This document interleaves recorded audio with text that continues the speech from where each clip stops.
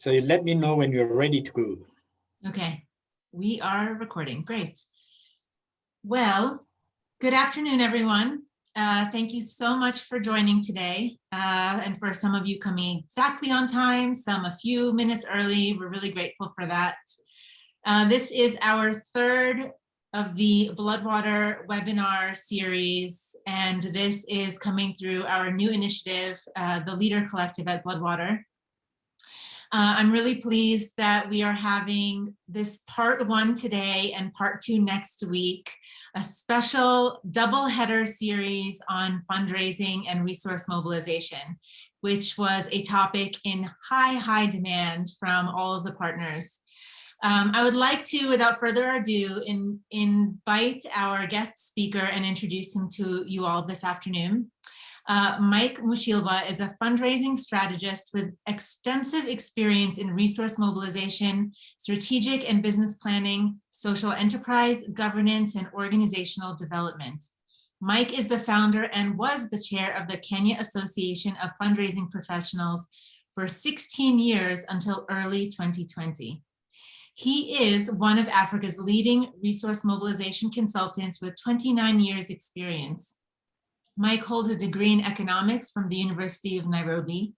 He is also a published author, having written 5 books covering a broad range of fundraising specialties and NGO governance, among which he co-authored the award-winning books entitled Global Fundraising: How the World is Changing the Rules of Philanthropy, and Diversity in Philanthropy: Expanding the Circle of Giving. He is a member of the GS Committee of the World Fair Trade Organization, as well as a board member of Wetlands International East Africa and National Organization of Peer Educators. Please join me in welcoming Mike Mushilwa as our esteemed speaker for today, as well as next week's part 2 of this 2-part webinar series.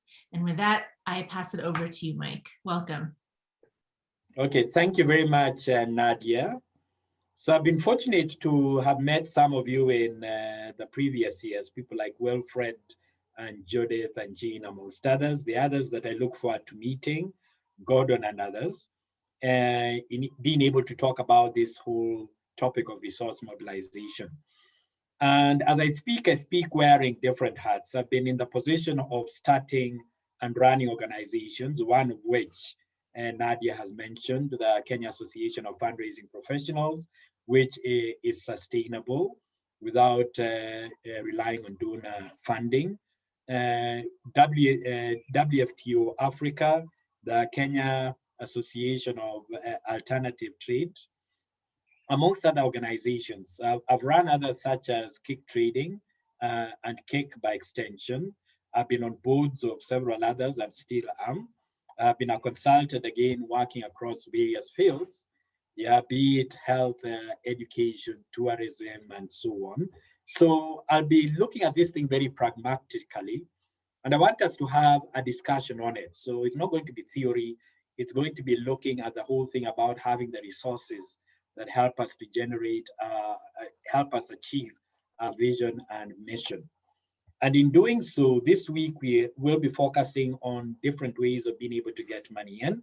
We've titled the topic Organization Sustainability, different strategies of resource mobilization. Next week, we'll be looking at the whole thing of proposal writing or grant writing, where we'll be looking at strategies of being able to get money from donor partners out there. So as we proceed, I would like to ask the question, what is sustainability? Because it's something many of us discuss quite a bit. But I want to hear from those of you in the room. So Wilfred, Judith, and others, 1 or 2 people could tell us what they think sustainability is. Are there any takers? What do we understand by sustainability?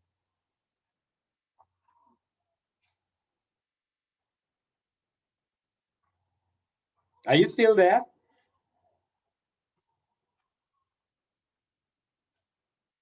Or do I pick someone? Wilfred, let me start with you before going to Lillian. What do you understand sustainability to be? Hi, Mike. Yeah, thanks. Hi. Yeah. Well, what is sustainability? Without necessarily going into detailed definition, sustainability ideally is looking at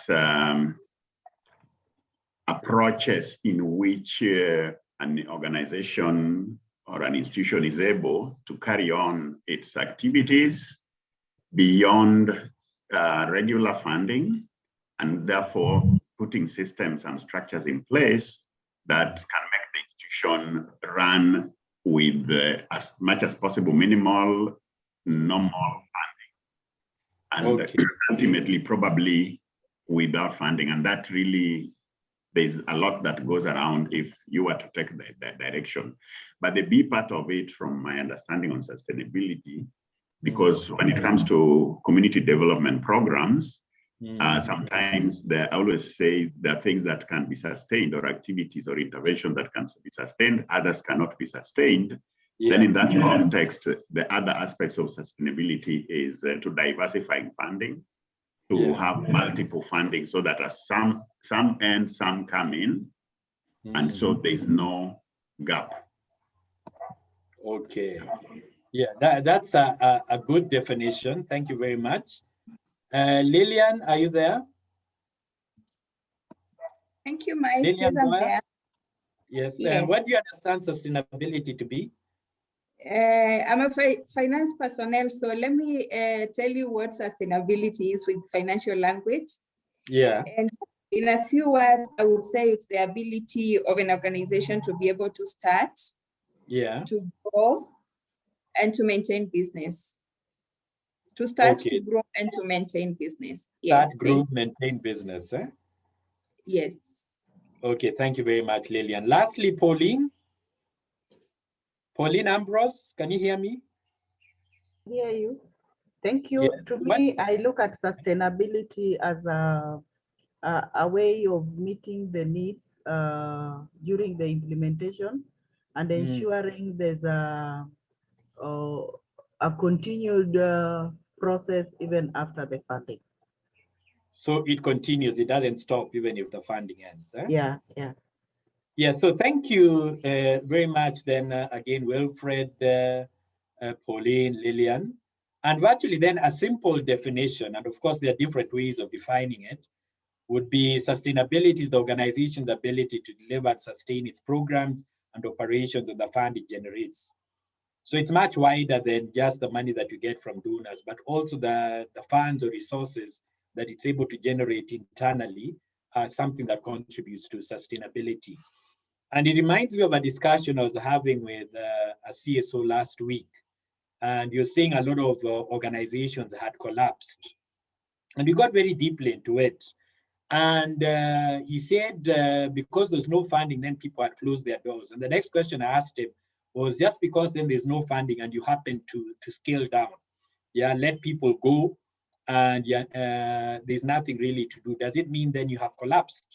Yeah, and he thought quite a bit about it. But in a nutshell, in the new world out there, when you begin to move away from daily operations into impact, it means you can be a CSO that is only operating, for example, actively, let's say 2 weeks or even nearly 4 weeks of a year.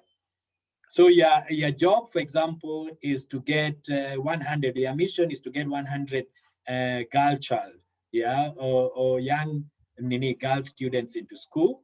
You raise scholarships, you pay their school fees for the year, and once they are there, you're done. So if you're able then to do that effectively, in 1 month of the year, you're able then to get these 100 girls into school, it doesn't mean that you have to be seen in the office 24/7. That's a more radical look of looking at sustainability.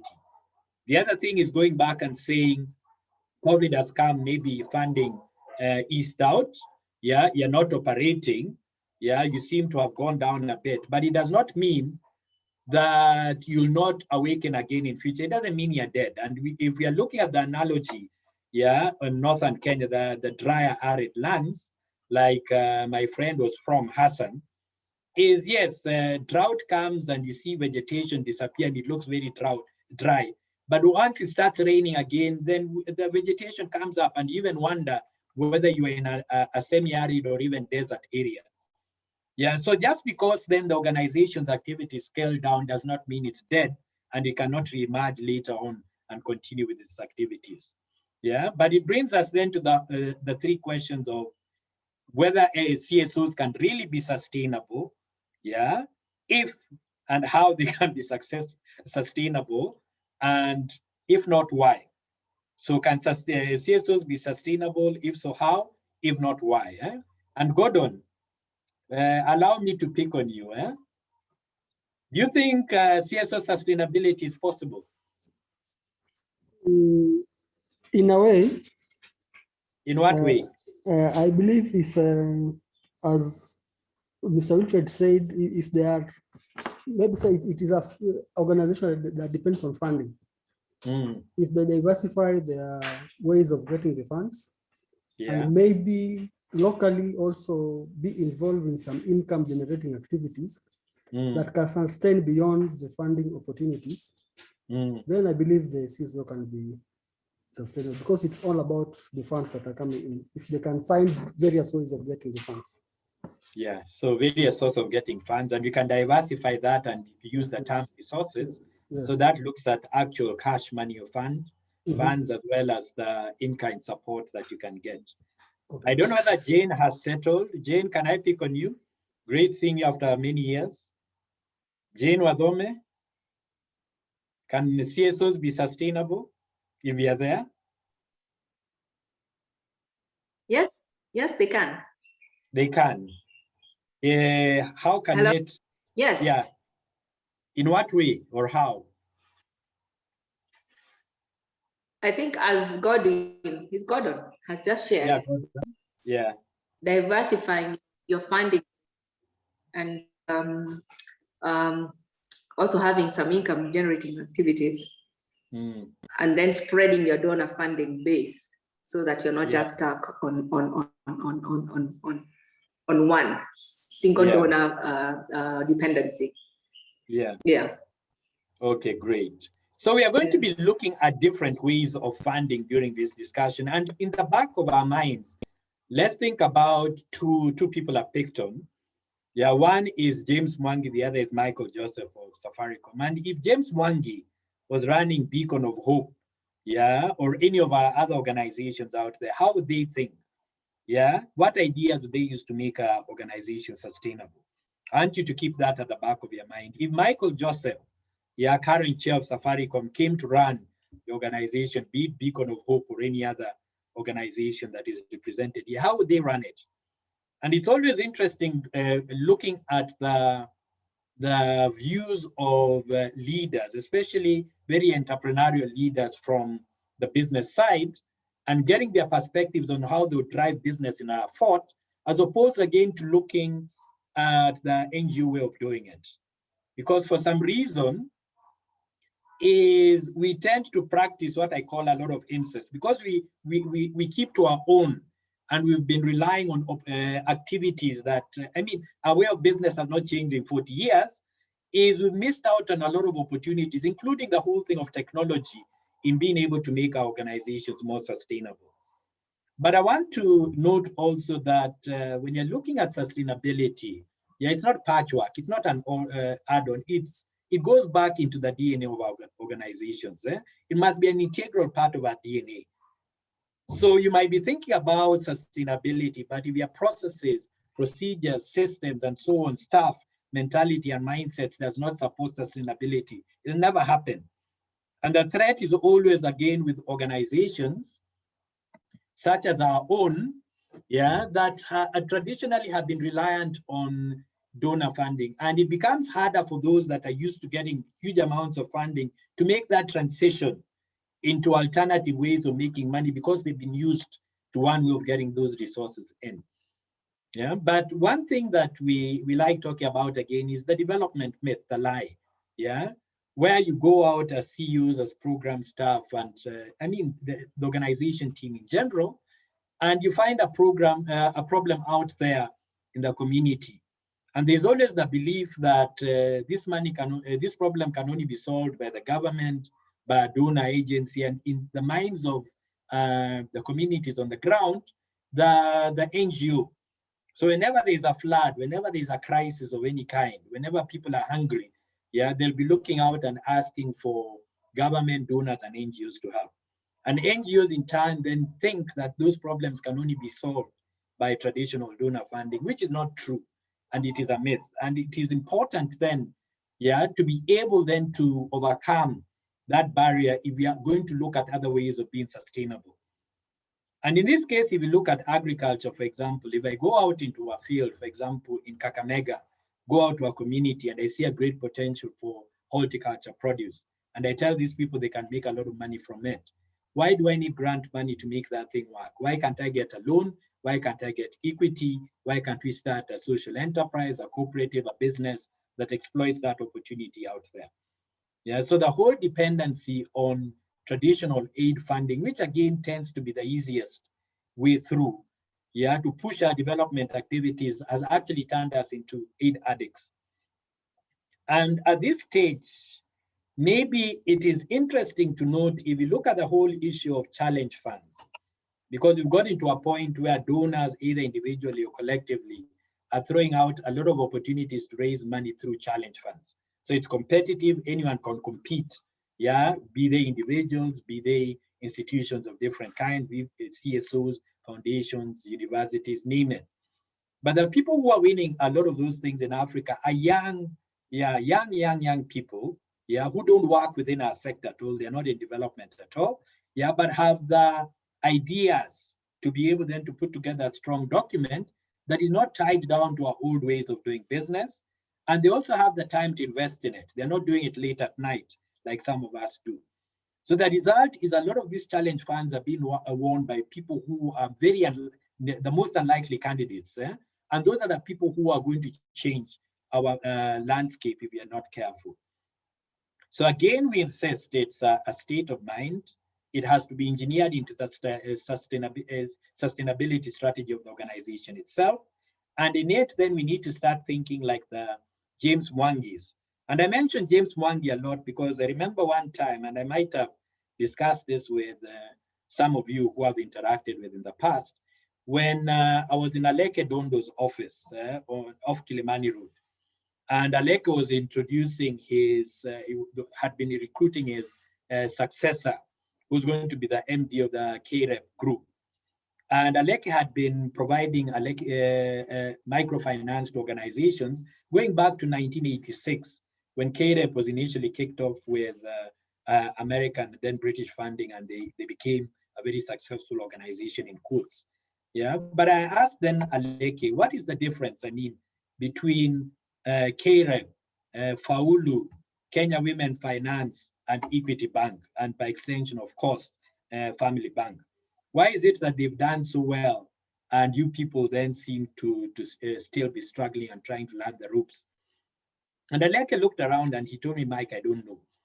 And I told him, James Wangi looked out of the window and he saw a huge market, yeah, of people who needed affordable financial services.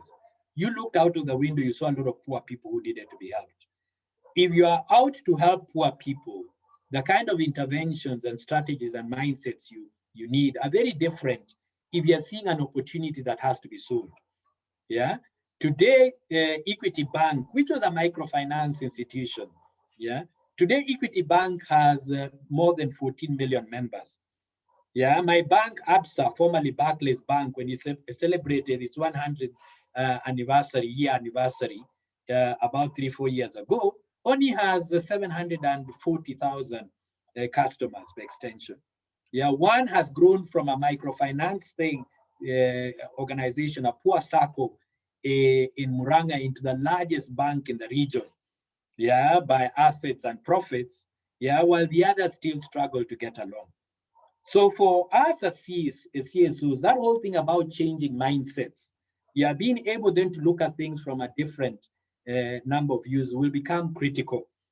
And in that, again, we come back to the incest thing, where we are saying we need to change our mindsets and spend more time also with business people, not just people in development, so that we can get alternative views or being able then to change the kind of challenges that we face. Solve the kind of challenges that we face.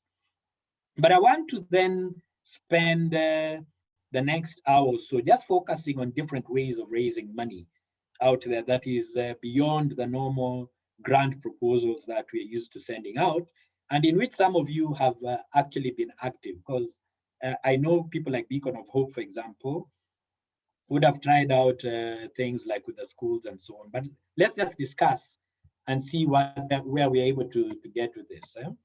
And I'll begin with special events or fundraisers. Of course, COVID has had a big impact on them. None of these organizations were able to do them in their traditional form last year. Some, like Lewa, opted to go into using virtual runs, and they still made 20 million shillings from it, so it was not bad. But virtually special events are activities that allow the organization to raise unrestricted funds for their work. But essentially, then, if you're going to run them, whether you're looking at a golf event, or you're looking at a marathon, or you're looking at a camel derby, or any other event you're able to put together, a boat race, is we're saying then it still demands the professionalism, and sound planning, branding, and so on that you would a business. But well done again. Special events, if we look at Mata Hatran, again, not run last year because of the COVID crisis, but in 2018, it did $1.56 million.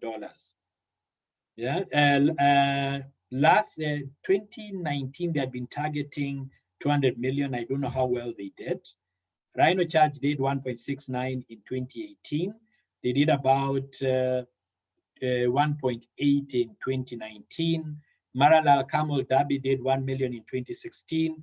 Safaricom Lewa did 0.88 in 2018. Of course, last year, we've said they had a problem because of the COVID situation. They went virtual, but they were still able then to do a total of 20 million Kenya shillings, which is what, about 200,000 or so dollars. So that wasn't bad. But I want to ask whether anyone again in this forum has tried special events. Have any of you tried doing a special event?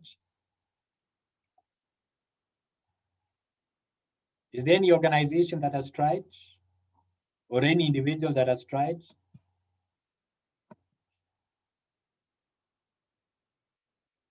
Anyone? By a silence, I'm assuming then no one. Eh?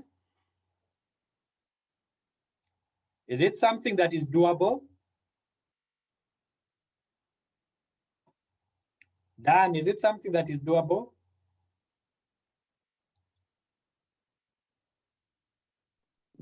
You come again? Dan, is a special event or a fundraiser something that you can do?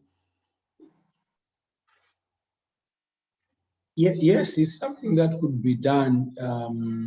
It just depends on the locality, on the location where an organization is based. Sometimes we've tried some types of special events as fundraisers, but sometimes they have not yielded the expected outcome. So I think it depends sometimes where the organization is and the networks that are there, or other corporate institutions that are willing to come in and support. Yeah. Also. Yeah. And one key thing with them is it has to be very professionally run. So even in the case of Rhino Charge, for example, it's run by people from the private sector. They've taken over the event. They are very strong partners of Rhino Charge. They believe in it. You can't stop it just like that. Yeah, Mata Hatran, again, strong relations with the private sector, but actually run by a very good model. So one very interesting thing is if you look at Karen Hospital, Karen Hospital also has a Hatran. How much do you think it raised in 2018? Does anyone know? Judith, how much do you think Karen Hospital raised in 2018?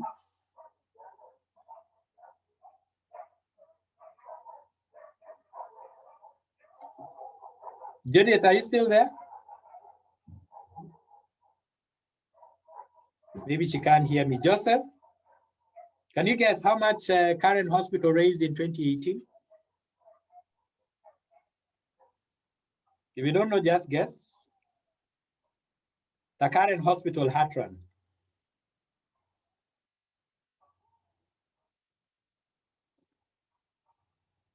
Joseph?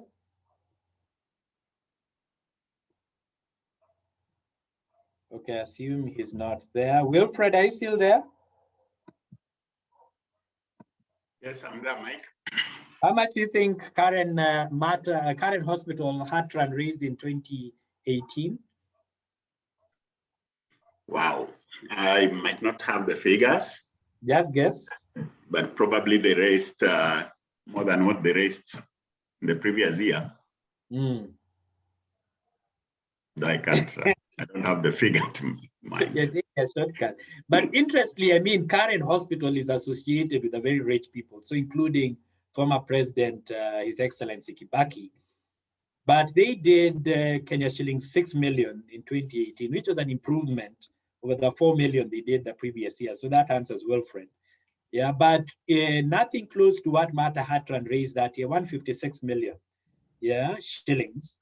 And yet they are both doing the same thing. They both are targeting raising funds to help children with heart conditions. But the difference again being the professionalism as well as the model that Martha Hatran uses. It leverages on existing schools. So through schools, it's been able to get through to individual students. And those students are able to get through to anyone out there. So they can get through to Uhuru Kenyatta because that is an uncle, yeah, in a way, or a father to someone. Yeah, they can get through to CEOs. So whether it's John Musunga, for example, at Kenya Breweries, yeah, that's someone's uncle, that's someone's father, that's someone's. So they have a good model that has enabled them to make money. So same cause, same purpose, but the difference with which, yeah, they're able to approach it in terms of modeling makes a huge difference. I mean, it's a difference of 150 million, huge amount, yeah?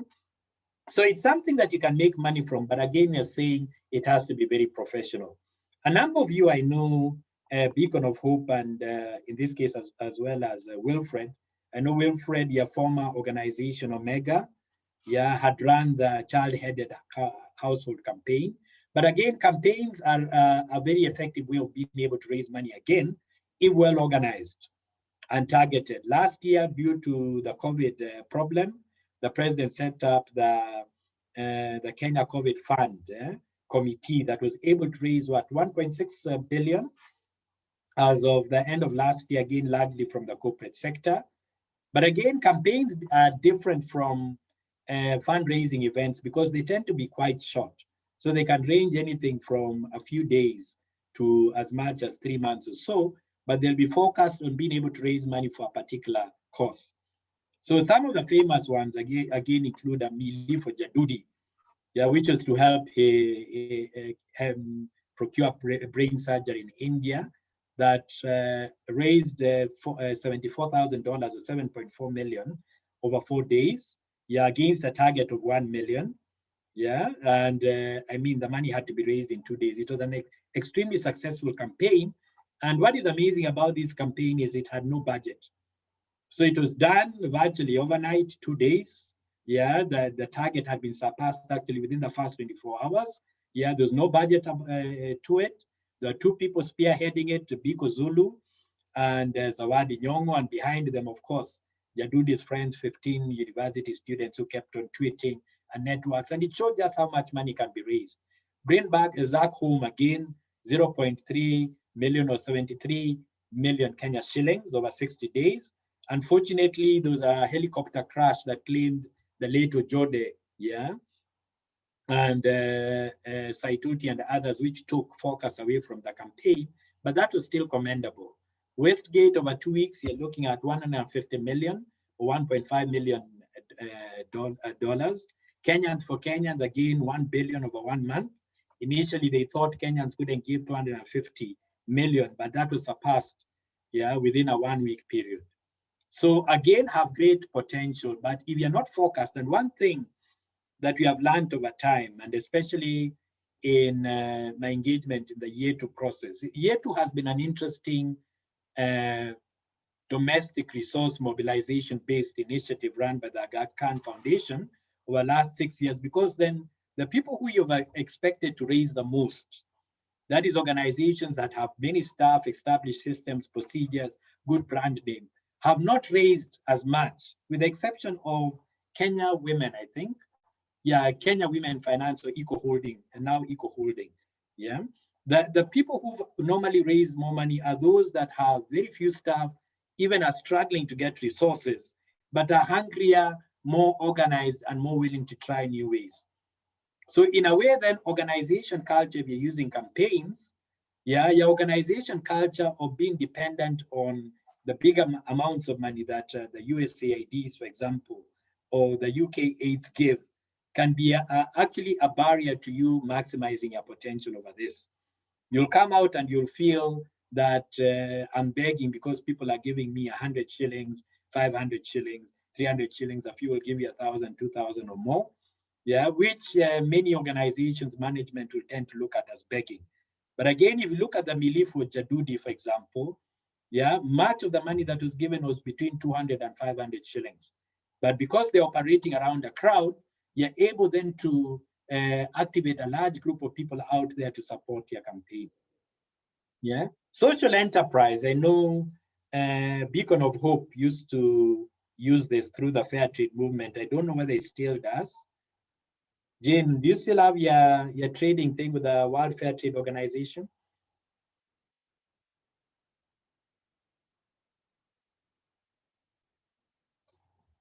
Jane, Judith?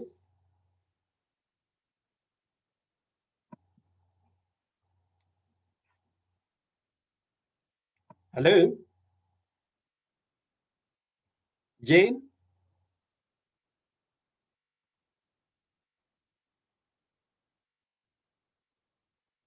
Yeah, so in terms of social enterprise, again, we're saying it allows then the organization to be able to deal with the problems that it's facing through a social enterprise approach. And what happens is then you're able then to set up a business with a social mission that capitalizes then on better efficiencies, lower costs, less greed, and so on to be able to raise money. And examples, again, we talked about Equity Care Bank. A lot of microfinance institutions use it. Fair trade institutions use it. So if you look at, again, Eswatini Kitchens in Swaziland, that virtually has, where the sisters have trained the local women to turn their agricultural produce into jams and chutneys and so on. Yeah, that has been a very fairly effective way of being able to get money in. The Undugu, again, Undugu has also been accessing marginalized people, initially street kids, then diversified much more to markets. You have the kick tradings and others. But social enterprise then allows you then to leverage on the activities that you have on the ground to be able then to create income and solve problems that would otherwise then have gone unsolved. Investments in interest and income generating assets is another.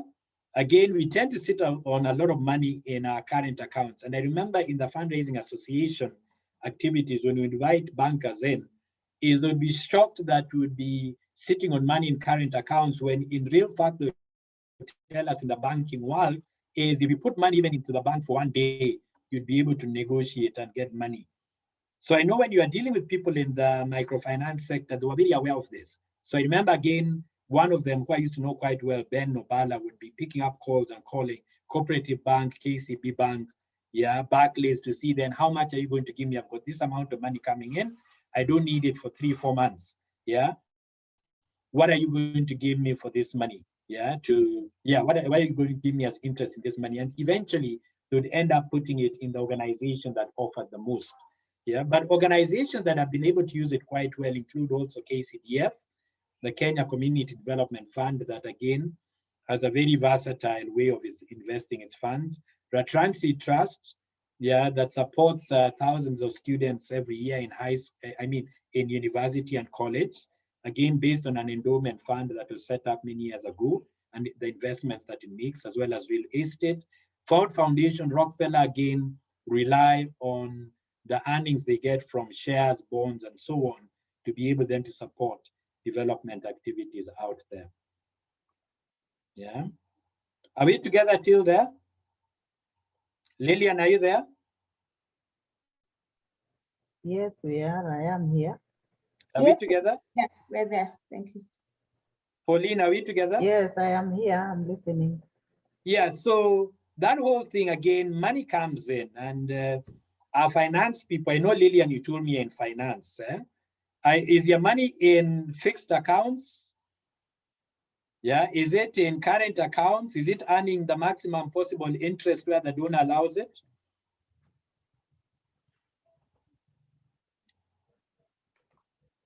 Lillian? Yeah, actually what we try to do is to optimize on the best offers with the bank, and that is happening. That is happening. Okay, so it's a practice you use quite a bit. Eh? Hamala, I can see you up there. Where do you keep your money?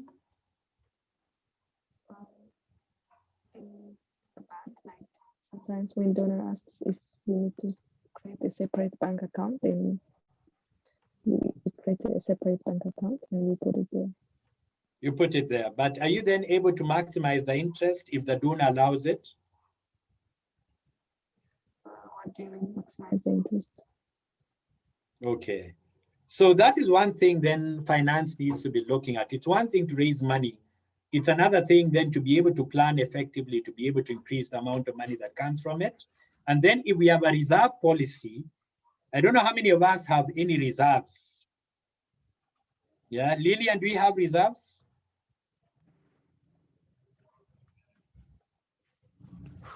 Yes, we do. We do, eh? So I won't ask you how much, but do you invest it again in good income or interest earning instruments as well? Yeah, we invest and we negotiate further. Okay, okay, excellent.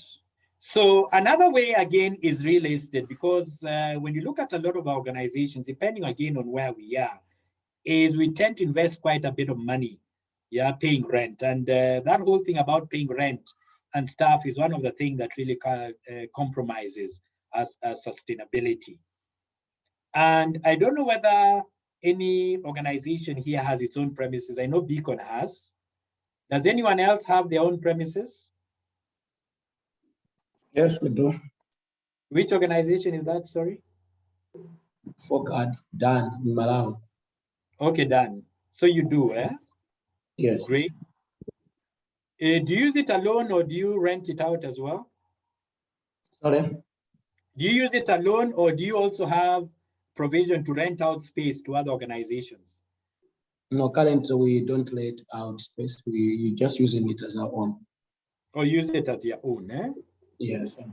Okay. So real estate used to be difficult, especially for those who rely on foreign donors to invest in, but it's become a real asset, to those who have been well organized. It can also become a curse if not well done. So if you look at people again like Undugu, they had an old shop that used to be in the Westlands. They demolished that, got a bit of money from one of their benefactors who died, left them, I think, 60 million. They also retired some assets and took a loan, built their plaza in Westlands. But that has done very, very well, and generated money for them. The same thing applies to Family Health Options that has its place opposite TRM Mall. I'm seeing the mall is up for sale. But Family Health Plaza, again, generates quite a bit of money for the organization itself and also houses its social enterprise. Again, we talked about social enterprise. Family Health Options offers maternal health services to women in the middle class largely. And at one time, I know that was generating about 60% of its income. I don't know what it is right now, but it was then able then to leverage on that, on the land it has had across the country, leverage on its interest in family planning in general to offer maternity services to people who, to women who wanted to give birth. But in real estate, again, coming down to real estate, again, you need a business case, and you might need a special purpose vehicle. That is a separate entity that owns, the property that you want to put up. And then you have to be innovative. Of course, again, real estate is facing a bubble. We saw the late Muguku family putting up the waterfront property in Karen for sale a week ago. We are seeing TRM, I saw a message today, TRM is up for sale. Of course, real estate is going through a hard time given the COVID crisis. And if you're not careful, then you can end up in problems. But generally, if you look at Morningside, that is owned by Kenya Community Development Fund on Gong Road in Nairobi, it earns the money. We've talked about family health. World Vision has its offices in Karen, doesn't rent them out. But that whole office project got the CEO technically sacked in quotes. But it ended up being a big advantage and gem for them. Red Cross, again, its developments on Mombasa Road. So office, conference center, hotels. Undugu, we've talked about. Nachu has its buildings off Upper Hill. Yeah, I'm hoping they don't get into trouble because they've been developing it at a very difficult time. And then outside the country are people like Tanzania Social Action Fund, TASAF, that also has money not only from its building, but from the endowment fund that actually supports the kind of activities that it does. Then the sixth one is independent businesses. Again, going out and starting businesses that are not exactly related to your vision or mission, but can generate money that allows you then to be able to invest in your organization as it is. So again, going back, the Boma Hotels, Red Court Hotels, ambulance run by Red Cross. You have Jumia Hotels, yeah, that is run by NCCK, yeah, and others. Yeah, Methodist Guest House has been there for as long as we can remember. Uzima Restaurant in Kisumu and others. So you go out and you're able then to start a business out there that is able to support the activities of your organization. That you're paying of looking at the communities you work with as being poor, lacking resources, and needing to be helped. And this has been a big limitation to many of us. And maybe the difference between us and James Wang, like we noted initially. Yeah, can you hear me? Yeah, like we noted initially. So if you looked at the difference between KREP that was really recognized by the World Bank and others for a long time because of the work they were doing, and James Mwangi against Equity on the other side that also came in much later to operate in the same space. We are saying the difference between you have to be worked with. So financial access, financial empowerment. The other was in the business of holding, helping people. Yeah. So that actually didn't help them that much. And you're saying then, just because people are in a rut, and I think COVID has shown us quite a bit, 1.72 million people, according to the Ministry of Labor, lost employment last year, yeah, because of COVID.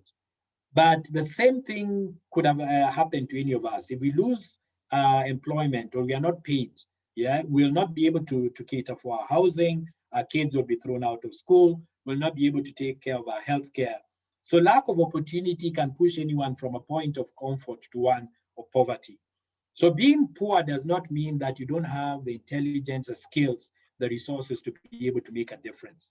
Yeah, and once we start appreciating that, then we realize that sometimes then people just need a door opened, an opportunity for them to make their own money out there.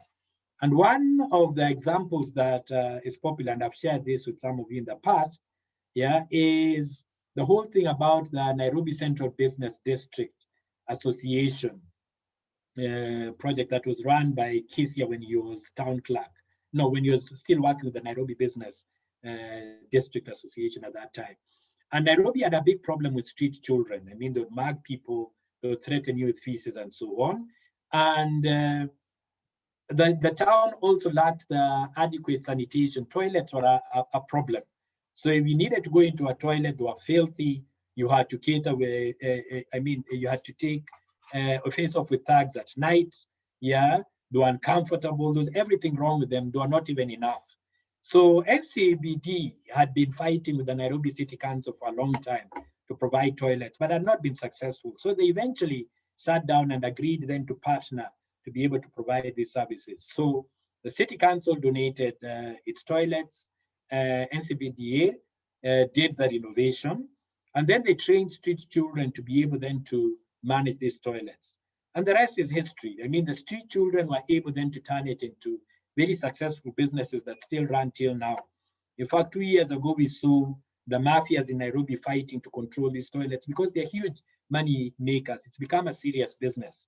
People like Eco Toilet, again, have won the social enterprise for this kind of model, just running toilets, that meet a need.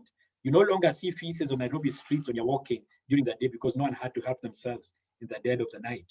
But when you compare it to the government program that was run by Mudia Wori when he was vice president, is they took street kids, again, same time, took them to NYS, trained them, then brought them back. A few of them were taken by the police service, but the rest of them were let out in the street.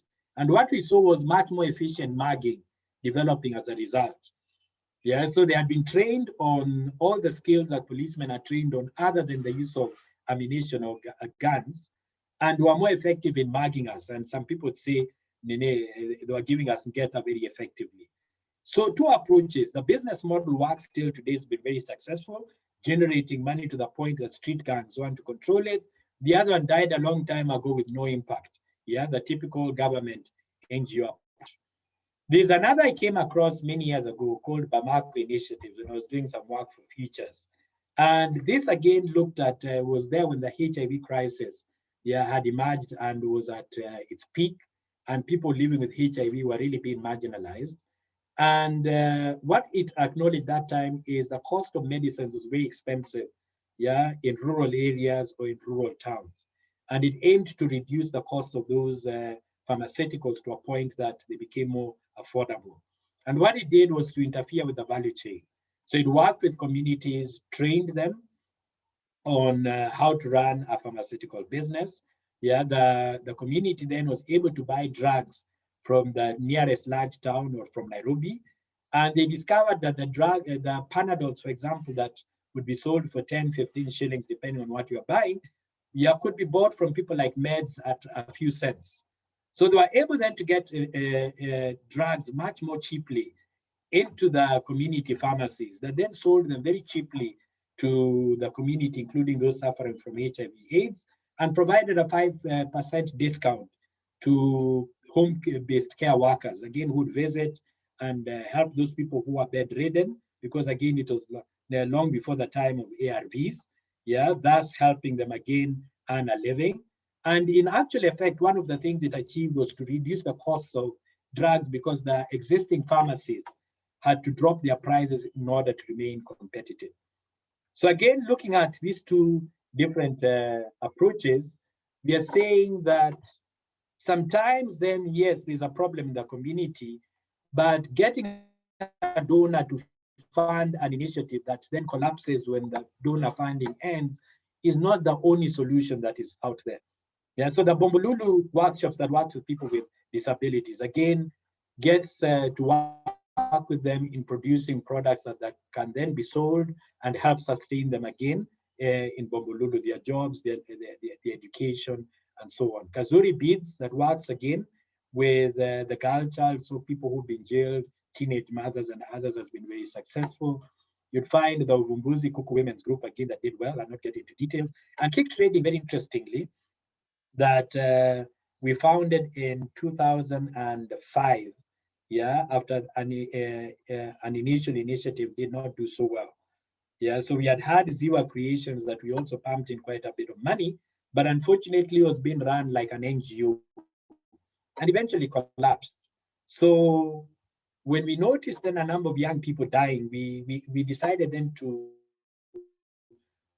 put a few of our resources together and start Kick Trading, but using business principles. So registered it as a company, gave it a development mission. It pays its taxes, broke even after 14 months, is still operational till today. And in fact, COVID didn't hurt it, its business went up. But it succeeded where an initial business where we had invested as much as 12 million Kenya shillings failed because it was being run by an NGO.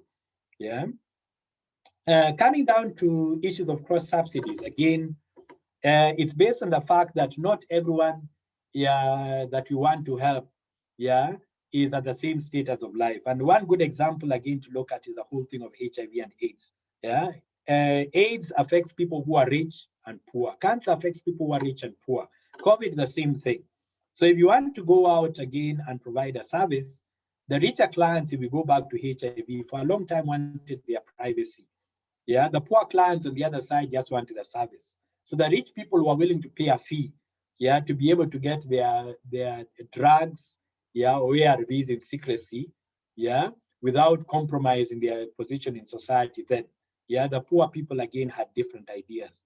But in a cross-subsidy model, you're actually using rich clients to subsidize the service by giving them an exclusive and more private, personalized service and charging them more for the cost, then using the extra money that you get to be able then to support people on the ground.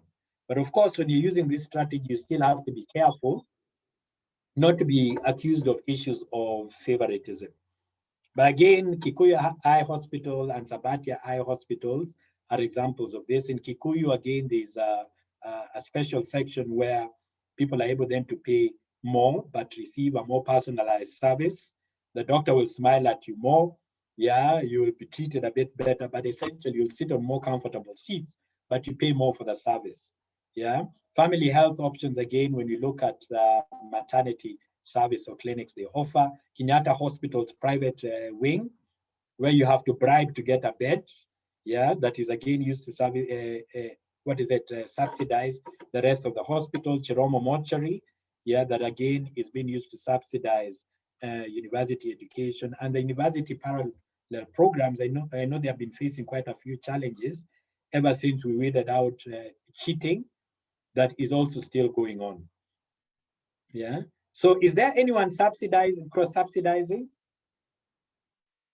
Is there anyone here who cross-subsidizes their programs? Anyone from Beacon of Hope who's still here?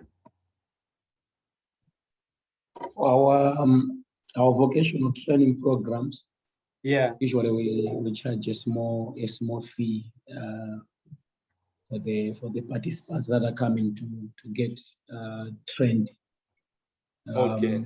Usually it's a small fee, but it subsidizes in terms of purchases for training materials, because usually we run 12 months training. So yeah, along the way, sometimes materials stock out, and we use the small fees in terms of supplementing the material supply to proceed with the training. Okay. Yeah, because then essentially some of the services we offer, like education is a very good one for cross subsidies, because in education, then if you build a very good school, and I remember I called out Beacon, because Beacon at one time, I remember when I visited them a few years ago, they had put up a small school for, I think, ECD, yeah, or kindergarten, but it was the best I'd ever seen in any, run by any charity anywhere. I mean, very good services, beautiful. It's a kind of school you wanted to take your kids to, and in a very strategic location. So if you're able then to put up good facilities, then you'll be able then to charge a good price. Able then to charge a good price, or charge good fees to your students. And by extension, then you're able then to subsidize those who can't. And even when you're looking at subsidy, you'll say, not all the poor are poor equally. There are some will have more money than others. Yeah, so you might save that school fees, for example, every year is 70,000 shillings. Yeah, some people will pay 70,000, but some of the poorer ones, some could pay 5, others could pay 6, others could pay 3, depending on their capacity to give.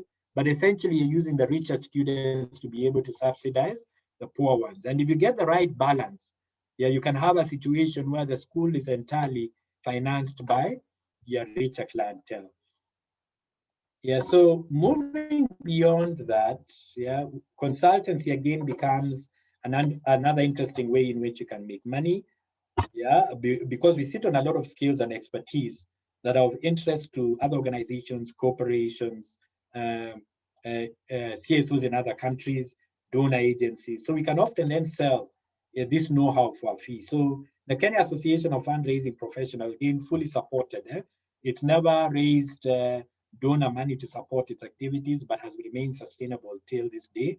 Again, offers both consultancy services, training, at a fee, yeah, but also by extension then gets 30% of its income or so as membership fees to members, yeah, from members. So the National Organization of Peer Educators, again, has a consultancy arm that it has now formally instituted as NOPE Institute that generates money for it, packed, Ufadhili, amongst others. So the ability, again, to sell our know-how to potential clients out there can get us money.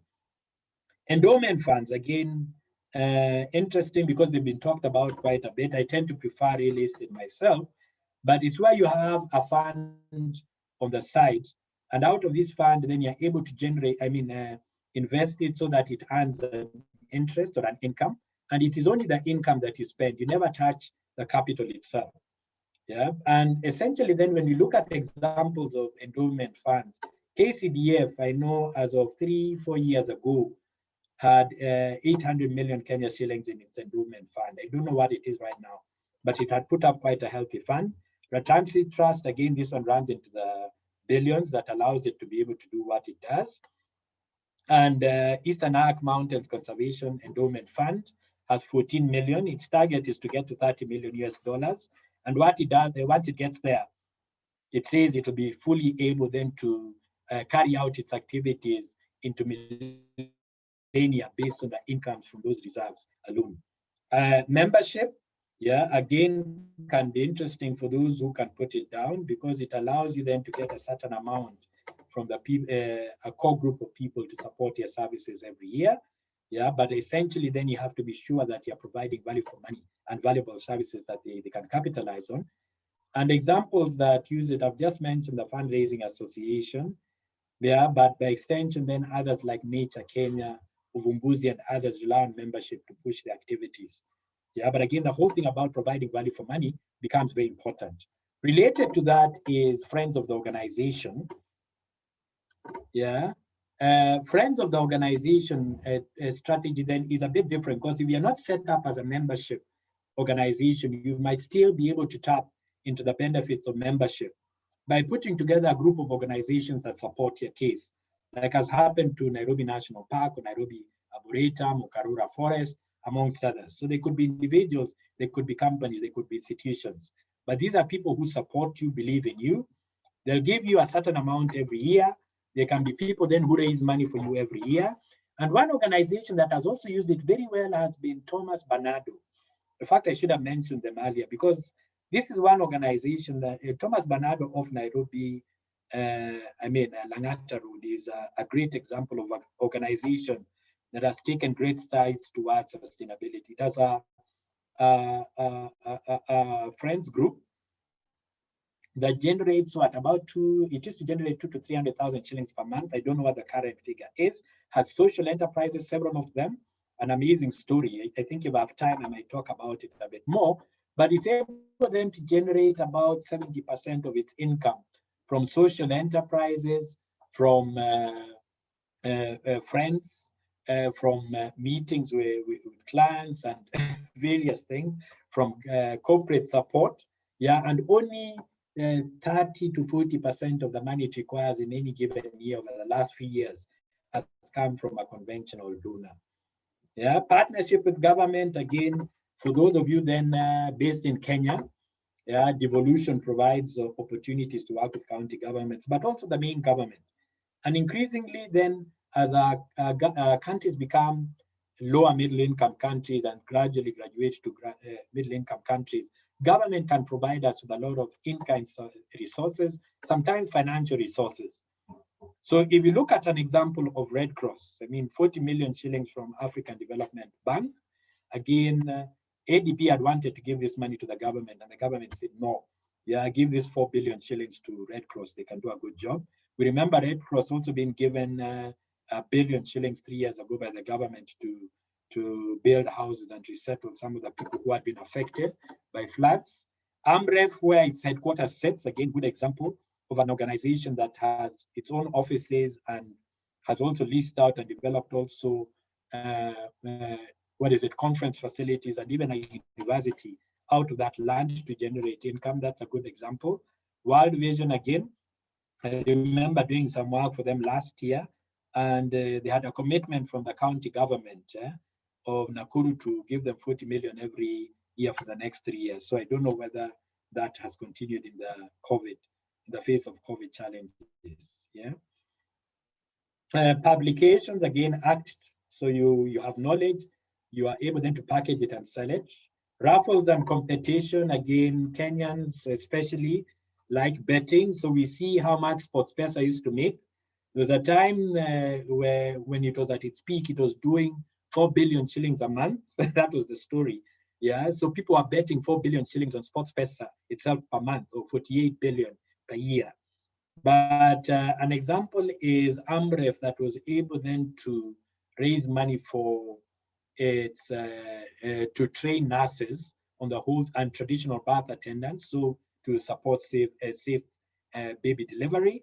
They managed then to generate quite a healthy amount of money from it as well. Yeah, from that strategy. Then lastly is the strategy partnership with the private sector. Yeah, so they could be joint investments where you get it together. It could be in terms of product delivery or service delivery. But the organizations that have been leading in this, one is the SNP, the Netherlands Development Organization.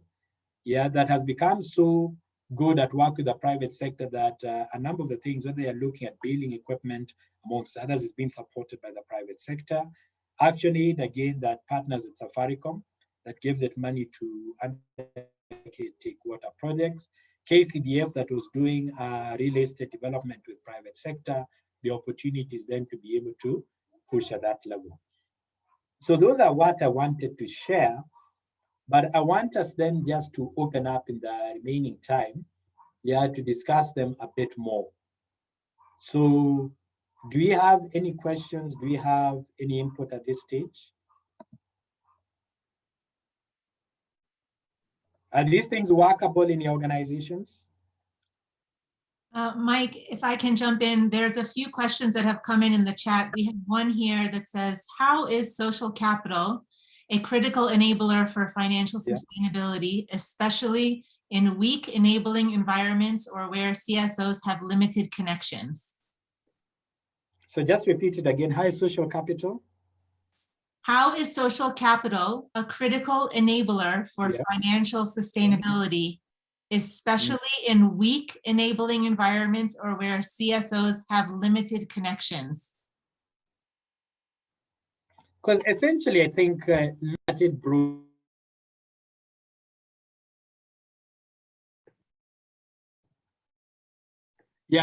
me take a step back and say, first, looking at our whole model,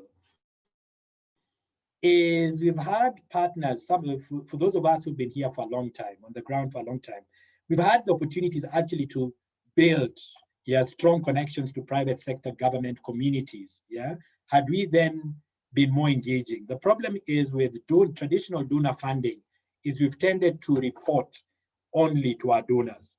So we've reported to the DFIDs, we've reported to the DANIDAs, we have tended to report to the USAIDs, but not shared a lot of the experience and good work we've been doing, the extension with the communities in which we live, with the media out there. And as such, then people then really don't appreciate what we do.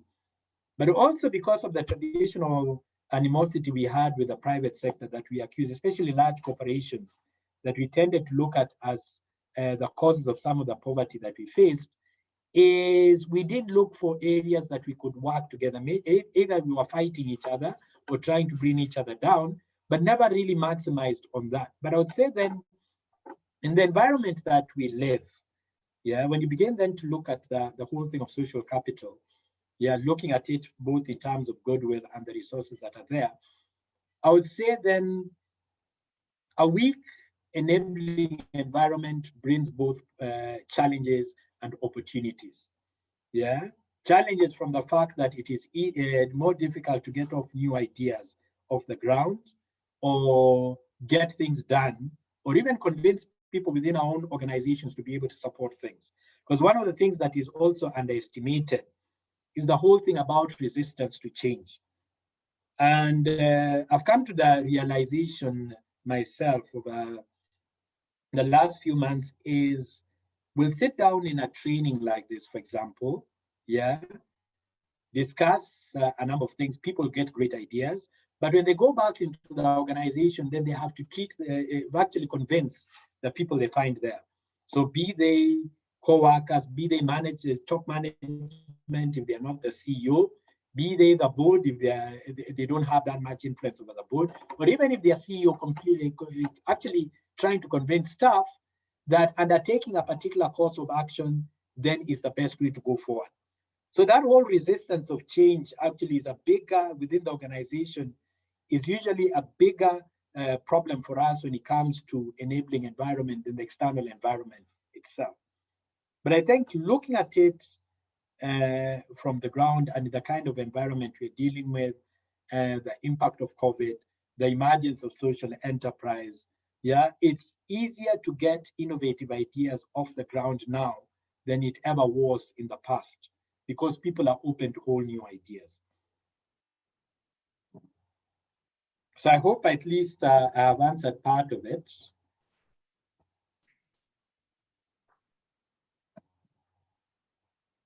Is there another question in the chat box, Nadia? Yes.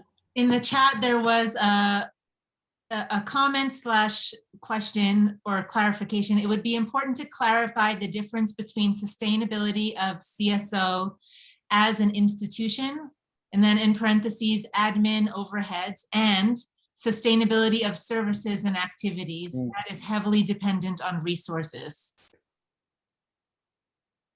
And that's a very good question, because then sustainability actually can be interpreted in different levels.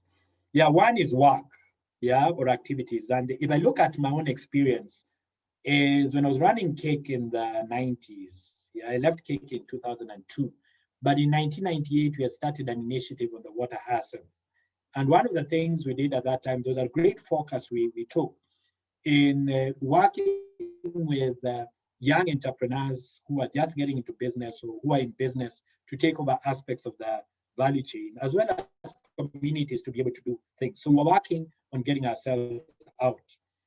And we did that fairly successfully, and they ran it. But I'd forgotten about it till about 6 years ago, yeah, when I had the opportunity to visit Nyakach again, that is known for floods, also in Kisumu County.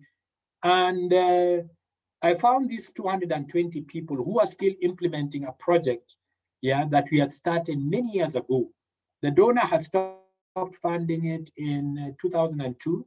Yeah, this was about 2016. People were showing me kids who had gone through high school based on the money they were doing in that housing project. The thing continued. And even now, when people call me and say, can I have a product? Can I do something? I refer them to that.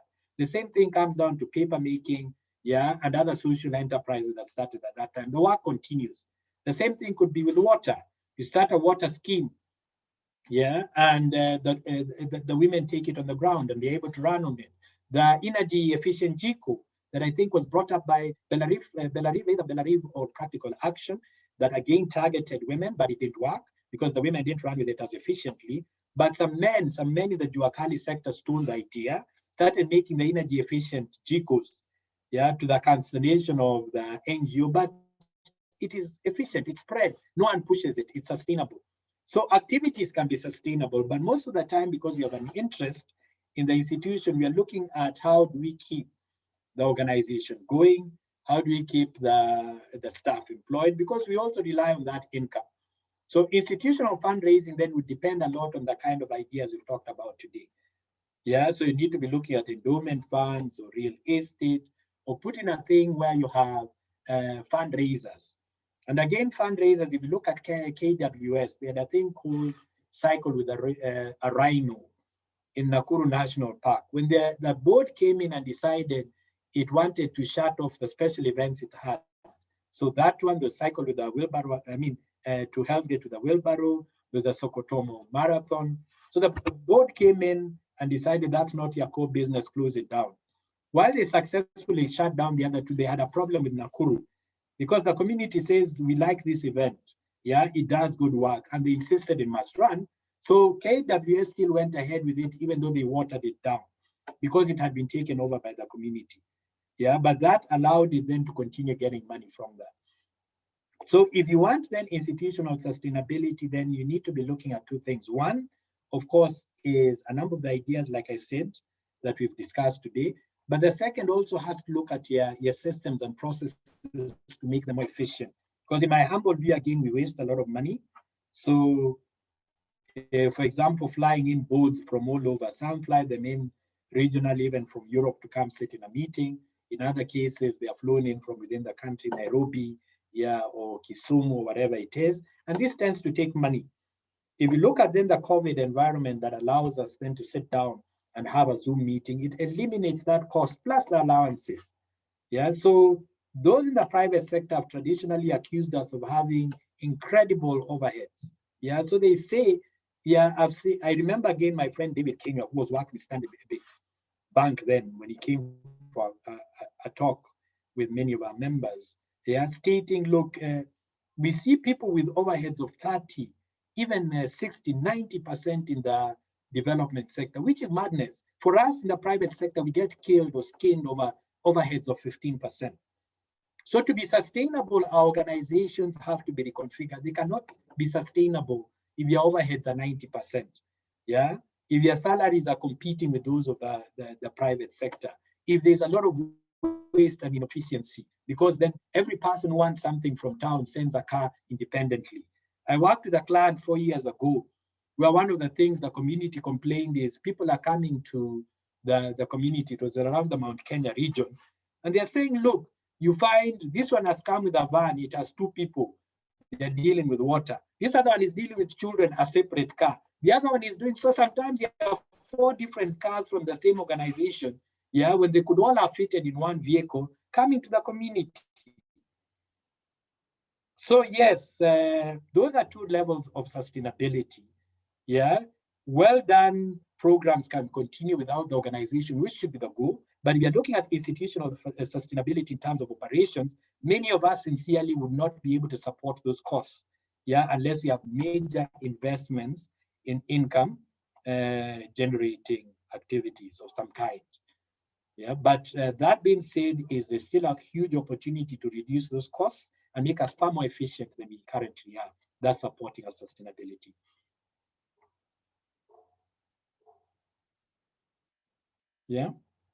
Nadia?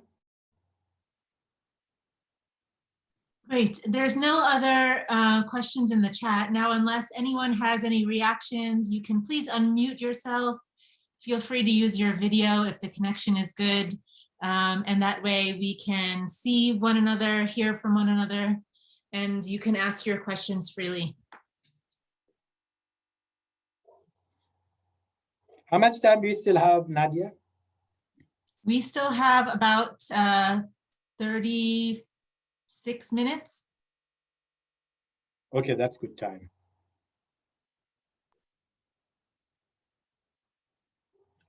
And maybe looking at Pauline, let me pick on you again. Pauline, do you have any means in which you generate money from your organization beyond the traditional proposal writing or grants? So far, we don't have any, but I would say that we have our own premises, so we are not paying rent. At least that is able to reduce our expenditure. But we have a different entity that is more of business. So we have a tractor, we have a bus that is used for hiring. We also have a small farm that generates some horticultural crops that we are able to sell, but that is just minimal. But the whole thing, we have our own entity, so we don't pay rent, and that huge sum of money that what we are paid rent is used for something else.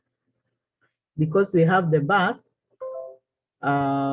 we only fuel when we want to do our out of station activities, so we don't hire. So that has also enabled us to maybe save some little money. Thank you. Hello.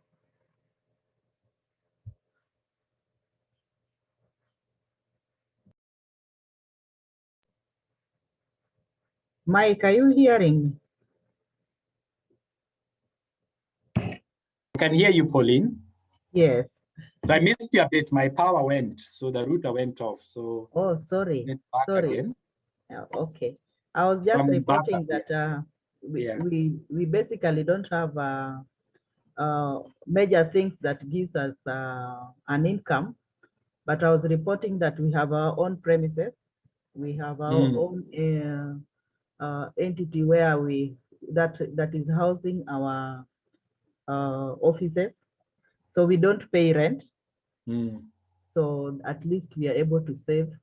Then we have within ourselves, we have a vocational training center that has other activities. We have the bus, so we can use the bus when we want to do our outdoor activities. So we are able to save because we only fuel the bus and we don't hire. In our business component, we have a tractor that is able to generate for us some little income. We also have a farm that we have some horticultural products that we are able to sell out to the community. And that also saves us some little income that we are able to use. Thank you. Okay, maybe Gordon, that's great, Pauline. Maybe Gordon can add if at all I've forgotten something. Gordon? Pauline has said basically everything that we are, but I wanted to get some reaction from you. There is an issue that Wilfred raised, and we are based in rural area. So basically, how can we use the special events and to generate income for us, given that we are in a, in quotes, vulnerable area or poor area? Is there a way that we can use the special events to generate some income for us? Where are you located? In Rarieda's Siaya County. Rarieda? Yes. Yeah, because Rarieda, okay, is a place that is resource rich. Even though, because poverty then can be looked at in different ways. If you're looking at special events, even simple ones like dinners that are well organized.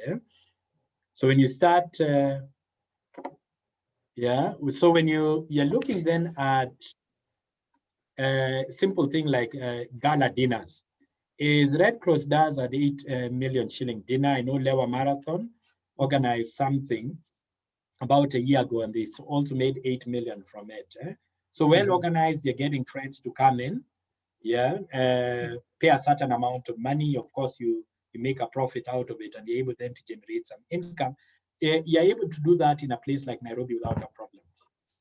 By being able then to mobilize friends who believe in what you're doing. So even if you are trapped in Radiator, the dinner doesn't have to be there. It can also be virtual, where people attend a virtual dinner, and especially COVID is a good excuse to begin it. Like we said, Lewa Marathon, have now they're doing their second virtual this year. I don't know how much they raised, but they decided to tell people, you come in, run virtually. You can run in your own compound, but it's a virtual race, and they still made 20 million last year. I don't know what they'll do this year. So special events, you'll come down, you look at capacity and zero down on the resources that you have in your area. If you're near the lake, you might have a boat race. With the right thing, you might be able to generate money from that. It could be a border race, could be a dinner, could be, so special events can be anything. One simple idea I know we discussed with FIDA a few years ago, and FIDA Kenya never ever did it. It was eventually was done by Uganda 2 years later, was the whole thing about a special event that focused on a race. But the difference would be then, because it wanted to focus on gender-based violence and the problems women go through, is the women would bring their husbands, would bring their sisters, would bring their girlfriends, and these men would wear heels, and they would compete with each other. So try, race, and run, carry, do all these things that you do, but with heels. And to walk in heels, if you're not really used to it, then is a problem. You'll fall all over. So there's going to be a lot of fun, but very cheap event to organize, but essentially one that you can grow over a period of time. Yeah. Oh, okay. Many times, if I look at Brother Kamal who runs a small charity, yeah, as part of the Catholic Church, linked to the Catholic Church in Nyeri. Yeah, he came up with a family fund day again, using the church, yeah, and his friends as people to support him, and then also did a cultural day with at Bomas, yeah, in Nairobi. But his first year, he did about 4.5 million shillings raised, just using the connections and the people who supported his cause. Yeah, so there's no magic thing for special events. It's being able then to leverage on the resources you have. There's a way, for example, a fundraising association it adopted the East African Resource Mobilization Workshop from the Resource Alliance. Resource Alliance had been running this thing, yeah, for years. So like now it's on its 25th, 26th year, but it always made losses and relied on donors to support it. So when donors were supporting it, made money. But when he took over that event, yeah, what we said was that this thing was potentially money making, but had too much waste in it. Yeah. So you're flying in a volunteer, let's say from Nairobi to Dar es Salaam or to Kampala to Mombasa. Of course, then that is expensive when it is cheaper to pay someone to help you, yeah, organize the event on the ground in the town in which you're operating. But to cut the long story short, we took out, and through small changes we made, that event made 600,000 shillings profit in its first year after a change. Eh? And the last one that was done in 2019 had a profitability of about 5 million shillings or so. Eh? Yeah, it's still with lots of opportunity to grow it further. So sometimes, again, NOPE conference is another one they made. I think it was in 2016, they did 8 million shillings surplus from the NOPE conference. So focusing on HIV and AIDS issues, but they've been able then to make it a conference that attracts people from all over the world to come discuss these issues. Who are making money and still had the opportunity to do twice the amount. There's a client I'm dealing with in Tanzania right now. They have a conference that attracts people in extractives. Yeah, they've not been charging anything, but the companies, government, NGOs, people come from. That's an event that can be turned into a special event and generates money. So it's both doing the activities that the organization wants to do, but potentially can be turned into an income generating event. I don't know whether that is useful, Gordon. Gordon? Oh, no, it's useful. Thank you. Thank you so much. Yes. So, do our friends, Dan, are you still with us? Dan?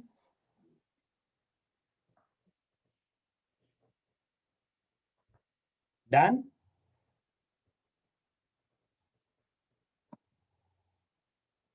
Okay, can't get Dan. Lillian, you're back? Yes, I'm back. What, we've had the discussion today. Yeah, what income generating activities do you have? Or activities that generate revenue other than proposal writing? Okay, for us, we have what we call a social enterprise, where we run other income generating activities beyond the donor funding. Okay. We have a guest house and a production center. Yeah. You can bring us physical meetings anytime. We'll give you a good deal. We're also doing a lot of mat and runners production at our production center and a few other IGS in between. Okay. Yes. And are they generating significant income? Well, significant is relative, but I would say they're generating something. Okay. Yes. Generally from experience, I mean, I've had the good fortune and I've been blessed to be able to work with many organizations, evaluating programs, designing programs, in many different capacities. And there's one I saw of State House Road. Let me not name the name. And these guys had 12 acres. I was talking to them 3-4 years ago, because one of them was a member of the fundraising association. So he called me and I told him, okay, when I was going to be in Nairobi, I'd visit him. So we visited his place, 12 acres on State House Road, near State House Girls, Arboretum, that area, at 500 million shillings an acre then. That's already 6 billion. It had great structures on the site, and was dealing with issues again of youth. So largely then the girl child, and had great opportunities. They had dormitories or accommodation, things in which they could host people, great picnic sites, beautiful grounds, strategically location. I mean, it was a gold mine. If you are an entrepreneur, you'd have made a lot of money from it. Yet they were still struggling. Yeah. And during that time, I remember we crossed over to have lunch near Arboretum, near the Arboretum gate. And when we were there, we bumped into Eric Omondi. I know Eric well. Yeah, because Eric, I know the person who used to mentor him in Kisumu. And one time they even visited me at my place here, yeah, where I live by the lake. So I talked to Eric and I said, Eric, do you know this guy? I say, yes, we know Eric. Then I asked them, look, if you know Eric, yeah, why can't you invite Eric, just even for 1 hour, to come in and invite your youth from schools, the Kenya Highs and others, because Eric is very popular. Let him give a talk, let him. So a lot of the resources that are found traditionally, just to cut the whole story short, is there's no organization I've ever gone to that does not have resources, yeah, to be able to generate significant incomes away from the traditional grant funding. I've always seen opportunities for people to do that. But the problem is then within those organizations, we think more like NGOs. And sometimes then it helps us to tap in those other people, because we went to school with the people who work with companies, who work with private institutions out there. The people who are making money for the APSAs, the Safaricoms, our schoolmates, our relatives, brothers. Bring these people occasionally in, the marketers, the strategists. Ask them then to give you ideas. What would you do if you wanted to put up an office block? What would you do if you wanted to run this? There's a lot of resources we have in terms of expertise as well from our network that can help us then move forward.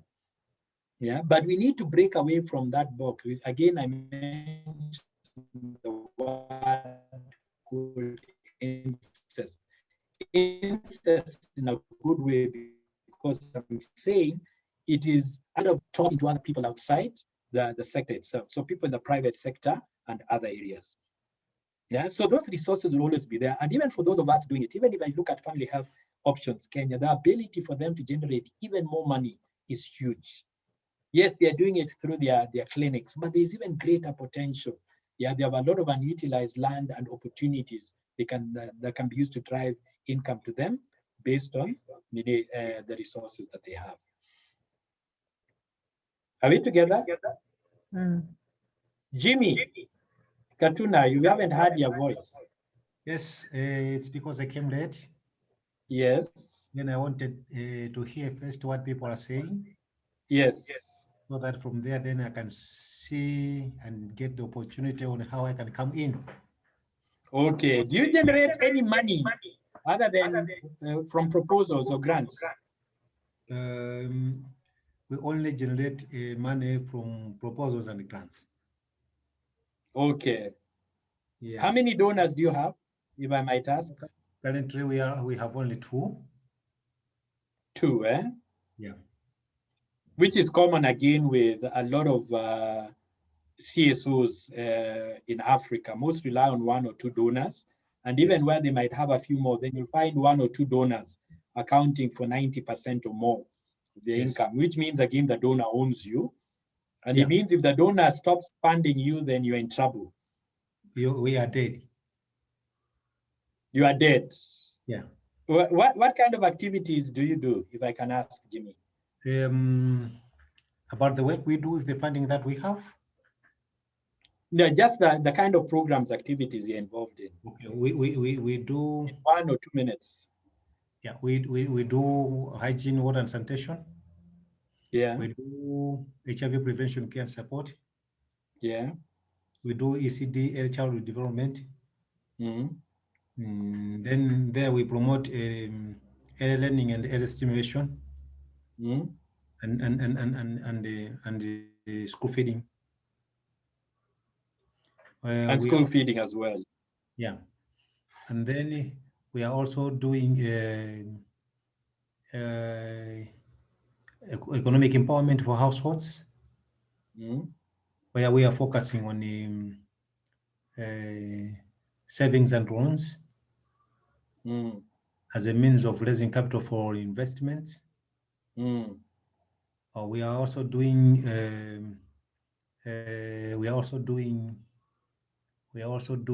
agriculture. Yeah, of course. We have some plans because we have land. That's why I was interested to hear how we can utilize that land. We have how big is the land? The first one, it's close to a hectare. And the other one is 1.45 something hectares.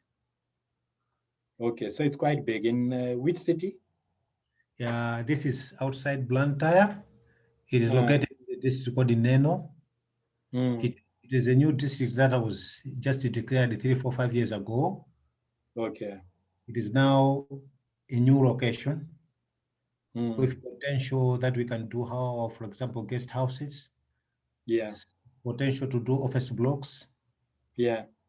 Yeah, because being a new district, there are scarce of office space for government offices as well as private sector offices.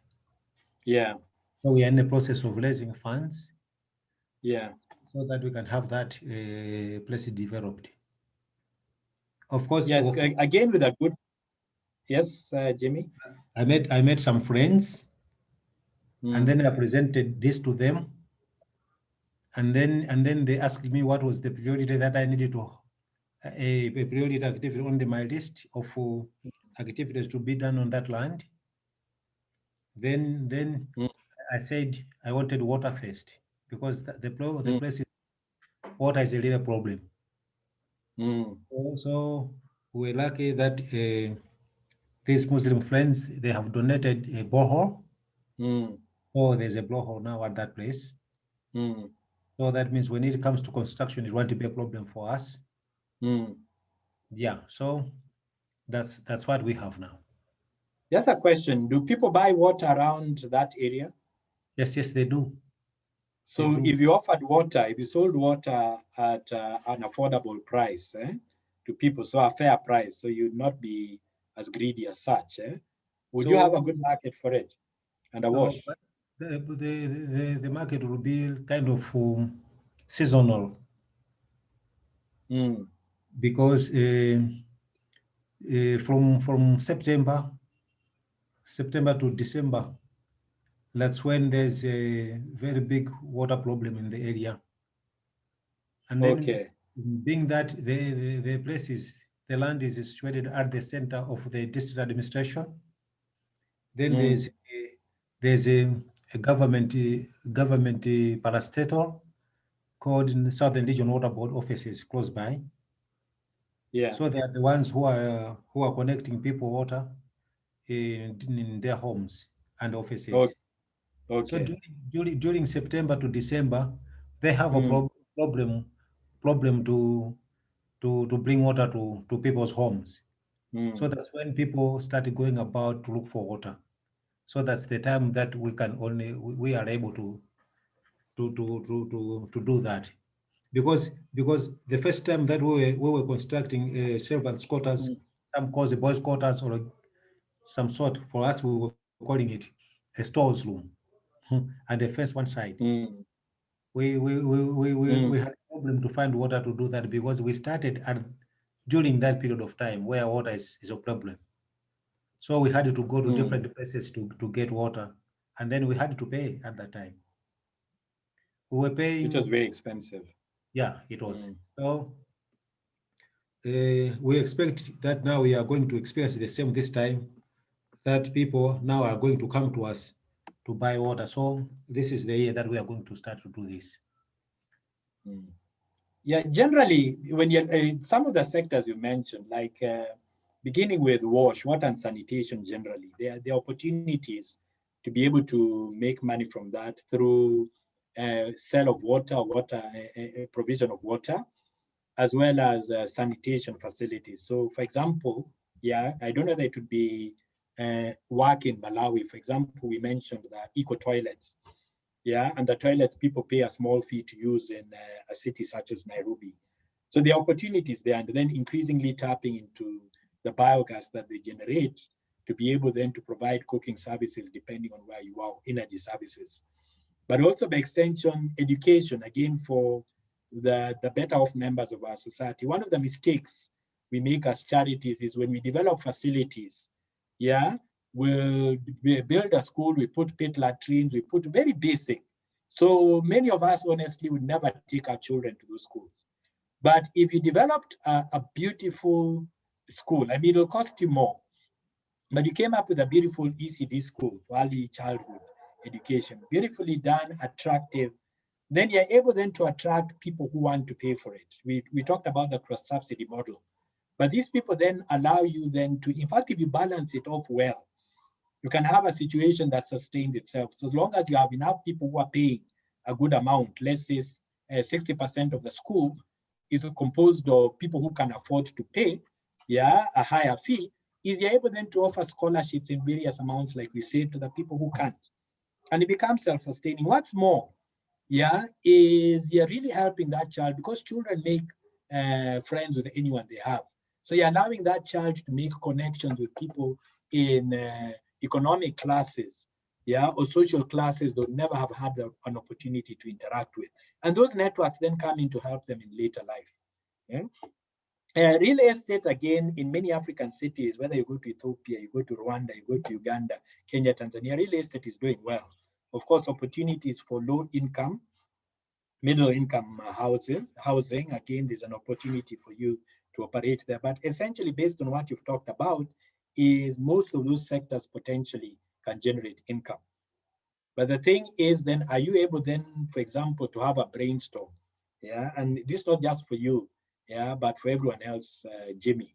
Yeah, have a thing, call in bright friends. You have that bright marketer, that bright financial investor, that put them in a room for half a day, one day. So whether it is in your office or it is in a hotel, whether it's post-COVID, yeah, tell them these are the things you want to do. What ideas do you have for us to be able to do them sustainably? What ideas do you have for us to be able to raise money, yeah, easily, or resources easily?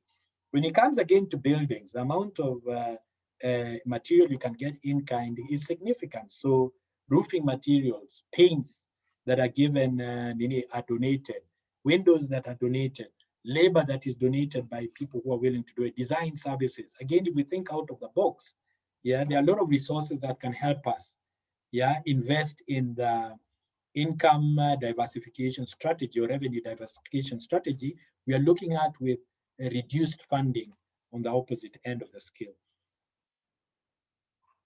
Yeah. So if we think innovatively, yeah, and outside the box, then we'll be able then to make a lot of ground. Yeah, I agree with you, because when I did a little bit of what you have just said, yeah, I met and discussed with some friends. Some of them, they are the Indians that we normally buy things from, and then that's how I get connected to them. So that and then the outcome of it is how they drill that well, the borehole. Yeah. And then there was another friend who gave us already roofing timbers, but then it has stayed for quite some time, because we don't know when we are going to get that funding to start. I mean, that money to start constructing. And then there's this one who is a asset manager for a company called Nico. And then this when we were discussing this with this person about how we can diversify our incomes, then in our discussion, then he brought to me to the attention of what am I using the national census that government undertakes all these years? That's when I remembered something about the census, population and the housing census. And then because what they have discovered in that as a problem, and the Human Development Report from UNDP for Malawi, the common issue that they have identified is population growth. And then he asked me, they said, if there's population growth, others as government, they are looking at it as a problem. And then what opportunity are you seeing on this? Then what immediately came to me was about housing. Because we are seeing new couples, people marrying each year, many of them, people graduating from different universities, going into labor markets. But then when we talk about housing, it is the same houses that were built long time ago. And then when we talk about rich people, especially Indians in Malawi, they are the ones who own the real estate. Then that was why this thought of starting now to look for land became the priority point for me. Yeah. Now, there are a lot of things, and I think, I'm seeing we have 7 minutes left. But the important thing, again, is one observation I've had over the years is we'll walk in our offices at 8 and we completely change our mindset. So the way we behave in our offices, is very different from the way we behave when we leave. So once you get to 5 o'clock and we leave, you're operating differently. So in the office, for example, is we don't know how to raise money domestically. We don't know how to run a business. But in the evening, we are down, our staff are doing their side hustles or side businesses.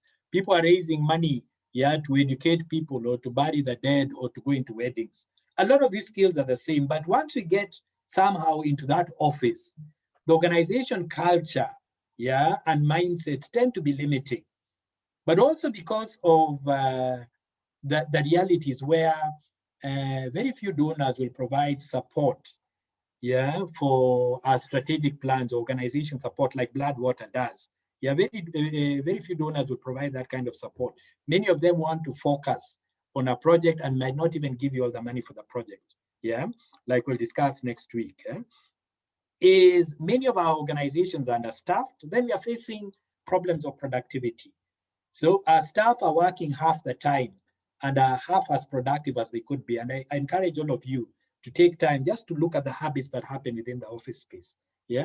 So essentially, then we don't spend as much time, interacting with people in especially the for-profit private sector, business sector out there. And even when we do, then it is largely around social. So if we can spend time then bouncing off ideas, tapping that cheap resource, it can help us change mindsets. Sometimes it also pays sitting back and asking, okay, if I was building this thing as Jimmy, this is my land, as an individual, how would I develop it? I would take a loan, maybe I sell shares, maybe I sell half of it and use the money to, what would I do it as an individual? If I wanted to start that social enterprise, how would I do it as an individual? If this campaign was about educating, how would I run it?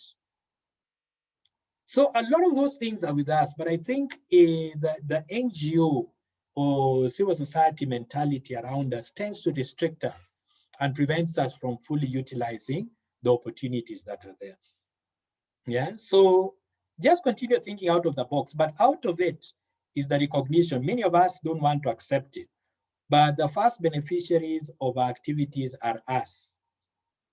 Individually they are us. So what happens then is if the donor stops giving us money, like Jimmy, you mentioned 2 donors. So if the donors stop giving us money, who are the first people to suffer? It is us. Because it is us then who have to move out of our estates, whose kids are thrown out of school, who are unable to eat, can't afford. But so long as then you are being paid, for a professional service that you're offering and you're making an impact, like any other professional, it's okay to earn. So the moment then we start realizing there's an interest in being able to ensure that even if there was a crisis and all the donors disappeared, would sustain ourselves, it would be okay.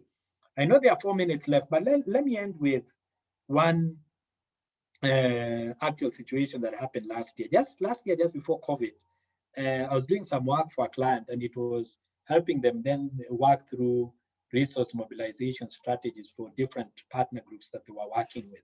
Yeah.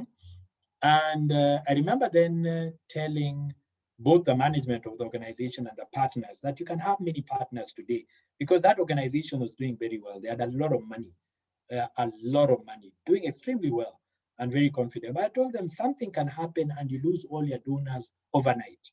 There can be a scandal, there can be a problem. Yeah. And you move from a situation where you are comfortable to one where you are struggling. Yeah. 4 months later, the same thing happened. Yeah. By the time we are getting to June, is even the second news item on Citizen. Yeah, Citizen again is the biggest TV station and has the biggest media share in Kenya, about 2/3. Yeah, of all media time, and the thing goes to their group, so the TV, radio, and so on. Yeah, and they had a crisis where there was a battle between the chair who didn't want to retire and had decided he wanted to fix the CEO. So that thing spiraled out of control, involved a donor, and they lost all their funding within a very short time. So they moved from a situation of extreme comfort to one that had no funding. And had it not been for the small amounts of money that was coming in from their social enterprise, they would have been driven into very desperate situations. So what we are saying is, so long as you are totally 100% reliant on traditional grant funding, you are owned by the donors. If the donor tells you jump, jump, sit, sit, they make the decisions, not your boat. But the moment then you diversify your income, you ensure that one, on an organization level, you are able to maintain a core secretariat management, yeah, that continues working on the mission vision. But on the other level of sustainability that one of you raised, yeah, you're able to ensure that particular work goes on. Yeah. Are we together? Yes, yes, yes. Yeah. So in the last thing, I'll say this, that our work, I know we have 1 minute or so to go, is a typical work on the ground will be based on 3 things. There's work that is funded, there's work that is partly funded, and there's work that can be run without funding. So I don't need donor funding to walk into a school to talk about domestic violence. Yeah, there are times it can be partly funded in that I'm leveraging on an existing water project, let's say water, in the case of Jimmy, yeah, to use that opportunity to talk about domestic violence or to talk about the importance of early childhood education. So if my staff are already going into the community anyway, and are with these same people, why can't we deal with more than one issue? Why must it just be that the water that the donor is funding? So if you're smart, your organization will always have something going, whether or not there's donor funding, because you're able to leverage and you're able then to capitalize on the low-hanging fruit, the things that you can deliver free. Yeah, talking to having relations with the media station that allows you to talk about issues that are important for you. Yeah, like female genital mutilation or violence or food security. You don't need a donor to do that. Yeah, but in our minds, I think one of the limitations, if we created a thing where we think that we are only active when we've donor money in our accounts, that is not true. But it is these things that you do with part funding and no funding that also give you a solid ground to be able then to attract donors in future. Because when donors ask you, yeah, what have you done in this area? You say we did 1, 2, 3, 4 things. Yeah, using our resources or time, even though we have been constrained by the fact we didn't have the resources to do it more. So we are looking for additional money to build on that. Yeah, and that makes you more attractive to the donors that you're looking at. So let me end it there. I'm seeing it's 4 o'clock. 1 minute past 4. And just to say, next week, then we'll be looking at the whole thing about donor proposals. And again, from my experience, is many of us lose funding opportunities, not because we could not have won, yeah, But because then we prepare proposals late, or we don't do enough research and so on. So we'll be looking at proposal writing and the strategy and some of the opportunities and challenges we face in that space. So can I hand over back to you, Nadia, and end by thanking everyone who attended. So Nadia, please. Yes, thank you so much, Mike. This has been certainly the most lively of all of the webinars. And just on that note, as you had mentioned, I just want to remind everyone that this is a two-part webinar. So next Thursday, the same time, we will have this part 2. You are already registered. You don't have to register again. So please keep the email, keep the login details. They will be exactly the same. So you do not have to register again. But if you have other members of your team who did not yet register the first time, they can do so still and attend with us next time. So thank you, Mike. I think we can all just open our videos and keep muted and do just a round of applause to say thank you. And we will see you next week. Thank you very much. I appreciate it. Thank you. Bye. Bye. Bye. Thank you.